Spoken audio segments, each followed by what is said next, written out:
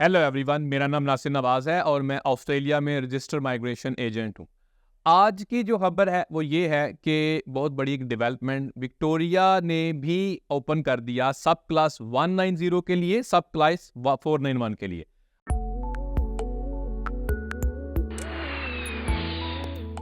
अच्छा, इन पे मैं थोड़ा सा एलिजिबिलिटी क्राइटेरिया के बारे में बात करूंगा। इसके अलावा ये ऑनशोर के लिए भी ओपन हुआ, ऑफशोर के लिए भी हुआ, तो इसके हवाले से भी बात करूंगा।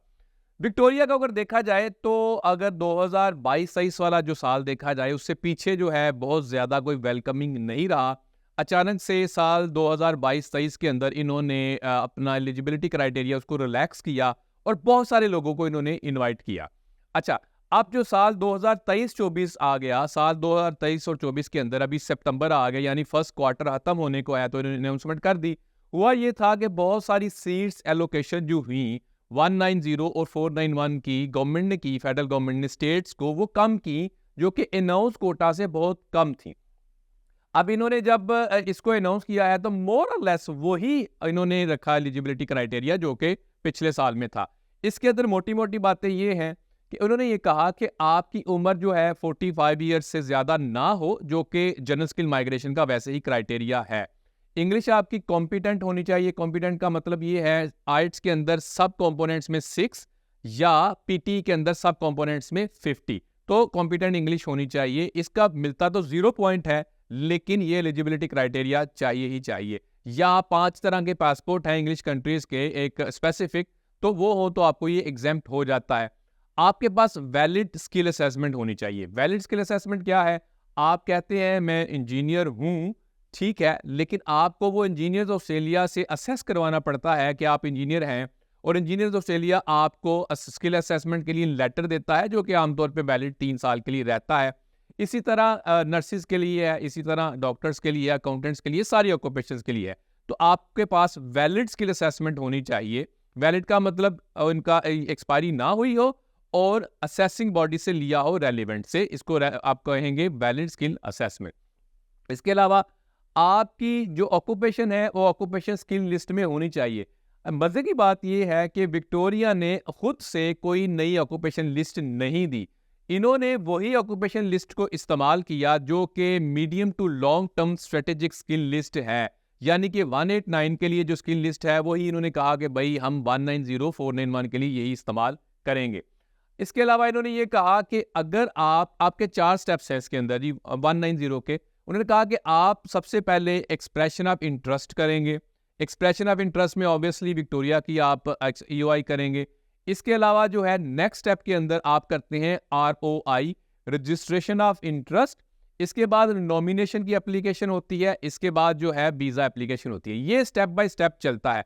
लेकिन जो इसके अंदर जानने की बात यह है, इन्होंने ये कहा कि अगर आपने ROI साल 2022-23 की थी और आपको किसी किस्म का इनविटेशन नहीं आया, या आपको इनवाइट नहीं किया गया, या पॉजिटिव नहीं आया, या वो विड्रॉ नहीं हुई, तो आप उसी को इस्तेमाल कर सकते हैं until unless change of circumstances हुए। मिसाल के तौर पे आप पहले सिंगल के पॉइंट क्लेम किए हुए थे, आप मैरिड हो गए, चेंज ऑफ सर्कमस्टांसेस हो गए। आपके पॉइंट्स पहले नाटी नहीं था, ज्यादा हो गए, चेंज ऑफ सर्कमस्टांसेस हो गए। इसी तरह इंग्लिश के अंदर भी है। तो अगर आपके चेंज ऑफ सर्कमस्टांसेस नहीं है या चेंज ऑफ पॉइंट्स नहीं है, तो इसका ये मतलब है कि आप वही ROI इस्तेमाल कर सकते हैं, लेकिन लाजमी चेक करें कि आपकी ROI एक्टिव चल रही है, विड्रॉन है या नहीं है। इसके अलावा जो ऑनशोर एप्लीकेंट हैं वो विक्टोरिया में मौजूद होंगे, सिर्फ वही एप्लीकेंट अप्लाई कर सकते हैं। यानी किसी ने ROI पहले भी की हुई थी, अब वो चला गया इंटरस्टेट, तो भाई वो आपके लिए वैलिड नहीं रहेगी। इसी तरह जो ऑफशोर वाले हैं उनके लिए तो यह है वो ऑस्ट्रेलिया से बाहर हैं, तो वही रहेगी। लेकिन अगर किसी तरह का उनके पास वीज़ा आ गया और वो ऑस्ट्रेलिया में आ चुके और विक्टोरिया के अलावा किसी और स्टेट में हैं, तो वो वैलिड नहीं है। और अगर विक्टोरिया में है तो भाई ऑनशोर के तौर पे ऊपर आपको ये भी दिखाना है, यानी जॉब कॉन्ट्रैक्ट दिखाना है, आपको जॉब डिस्क्रिप्शन दिखानी है, आपको सैलरी स्लिप जो है 4 वो दिखानी है, आपको ये सारी चीज़ें भी दिखानी है कि आप काम कर रहे हैं। तो ये 190 के हवाले से इन्होंने बात की, तो विक्टोरिया जो है वो उन्होंने ओपन कर दिया। आगे चले 491 के लिए। 491 के लिए भी वही जनरल स्किल माइग्रेशन का क्राइटेरिया जो कि एज का है 45, आपकी इंग्लिश है कॉम्पिटेंट होनी चाहिए, वैलिड स्किल असेसमेंट होनी चाहिए, EOI होनी चाहिए। अब यहाँ पे जो ROI और यहाँ पे 2 इन्होंने मेजर चेंजेस इंट्रोड्यूस करवाए हैं जो कि पिछले साल में नहीं रहे थे। यानी कि आपने जो ROI पहले की हुई है, आप वो नहीं चलेगी, आपको नई ROI करनी पड़ेगी। यानी रजिस्ट्रेशन ऑफ इंटरेस्ट आपका नया होना चाहिए, एप्लीकेशन नहीं होनी चाहिए। पहली अगर मौजूद है तो भाई इसको विड्रॉ करें, विड्रॉ करके नई एप्लीकेशन आप कर दें। दूसरे नंबर पे अगर आप ऑनशोर है तो आपको रीजनल विक्टोरिया में होना चाहिए। यानी कि आप पहले ये कबूल ये कर रहे थे, एक्सेप्ट कर रहे थे पिछले साल के अंदर कि आप जहां पे भी हैं विक्टोरिया में आप 491 अप्लाई कर सकते हैं।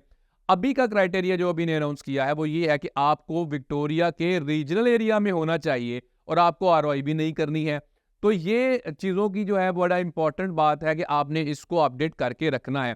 इसके अलावा चेंज ऑफ सर्कमस्टांसिस, वो ही चेंज ऑफ सर्कमस्टांसिस अगर 190 वाले हैं आपके 491 में भी हैं, मिसाल के तौर पे वही पॉइंट्स अगर कम ज्यादा हो गए, रीलोकेशन होगी, चेंज ऑफ सर्कमस्टांसिस और हो गए और वो वाले पॉइंट्स नहीं रहे जो आपने क्लेम किए हुए थे, तो आपको भाई नई ROI करनी ही करनी है और करेक्ट ROI करनी है।